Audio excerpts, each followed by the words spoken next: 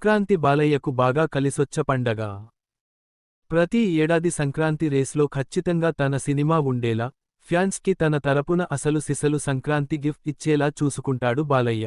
అలా ఈ ఏడాది వరుస విజయాలతో జోరు మీదున్న బాబీ కొల్లి దర్శకత్వంలో డాకు మహారాజ్ సినిమాతో ప్రేక్షకుల ముందుకొచ్చాడు నందమూరి నటసింహం బాలకృష్ణ. మరి సినిమా పండగ అంచనాల్ని అందుకుందా?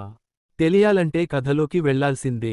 చిత్తూరు జిల్లా మదనపల్లె ప్రాంతంలోని ఓ కాఫీ ఎస్టేట్లో కథ మొదలవుతుంది. అక్కడ కాఫీ ఎస్టేట్ ముసుగులో జంతువుల చర్మం, ఏనుగు దంతాల స్మగ్లింగ్ చేస్తుంటారు లోకల్ ఎమ్మెల్యే త్రిమూర్తులు నాయుడు, రవికిషన్ ఆయన తమ్ముడు మనోహర్ నాయుడు. ఎస్టేట్ ఓనర్ మనవరాలు అయిన బేబీ వైష్ణవికి ఎమ్మెల్యే త్రిమూర్తులు నాయుడు నుంచి ప్రాణహాని ఉంటుంది. ఆ బేబీని ఎలాగైనా చంపాలని అతని మనుషులు వెతుకుతుంటారు. ఈ నేపథ్యంలో భోపాల్లో ఉన్న డాకు మహారాజ్కి ఆ పాపని కాపాడే బాధ్యత అప్పచెబుతారు. నానాజీగా పేరు మార్చుకుని మదనపల్లెకి చేరిన బాలకృష్ణ ఆ పాపని కాపాడడానికి ఏం చేశాడు? అసలు నానాజీ డాకు మహారాజ్గా ఎందుకు మారాల్సి వచ్చింది? చంబల్ ప్రాంతాన్ని పట్టి పీడిస్తున్న రాక్షసుడు బాబీ డియోల్ నుంచి అదే ప్రాంత ప్రజలు భగవంతుడిగా కొలిచే సీతారాం, బాలకృష్ణ పాత్ర సంగతేంటి? కావేరి, ప్రగ్య జైస్వాల్ కి డాకు మహారాజ్కి సంబంధం ఏంటి? నందిని, శ్రద్ధా శ్రీనాథ్ పాత్ర కథను ఏ మేర కీలక మలుపు తిప్పింది? అసలు డాకు మహారాజ్ ఫ్లాష్ బ్యాక్ ఏంటి?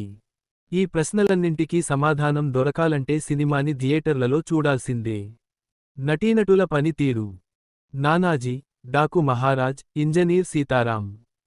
ఇలా 3 రకాల వేరియేషన్స్ ఉన్న పాత్రల్లో బాలకృష్ణ నటించారు ఈ సినిమాలో.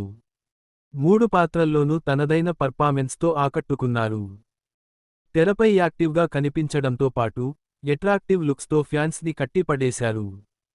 అక్కడక్కడా తనకు కొట్టిన పిండి అయిన రాయలసీమ యాసతో నందమూరి నటసింహం అనిపించుకున్నారు. అలాగే బాలీవుడ్ నటుడు బాబీ డియోల్ మొన్న కంగువ సినిమాతో తెలుగు ప్రేక్షకుల్ని అలరించారు. ఇప్పుడు ఈ సినిమాలోనూ తనదైన విలనిజంతో ఆకట్టుకున్నారు. అయితే సెకండాఫ్లో బాబీ డియోల్ పాత్ర ఎంటర్ అవుతుంది. ఫస్టాఫ్లో రవికిషన్ తనదైన విలనిజంతో సీరియస్గా కనిపిస్తూనే కొంత ఎంటర్టైన్మెంట్ పంచుతారు. హీరోయిన్లలో శ్రద్ధా శ్రీనాథ్ నందినిగా కథను కీలక మలుపు తిప్పే పాత్రలో కనిపించింది. తక్కువ స్కోప్ ఉన్న పాత్రే అయినా మరోసారి ఆమె తన టాలెంట్తో కట్టిపడేసింది. ప్రగ్యా జైస్వాల్ కావేరి పాత్రలో కాస్త ఎక్కువ లెంగ్త్ ఉన్న పాత్రలోనే కనిపించింది.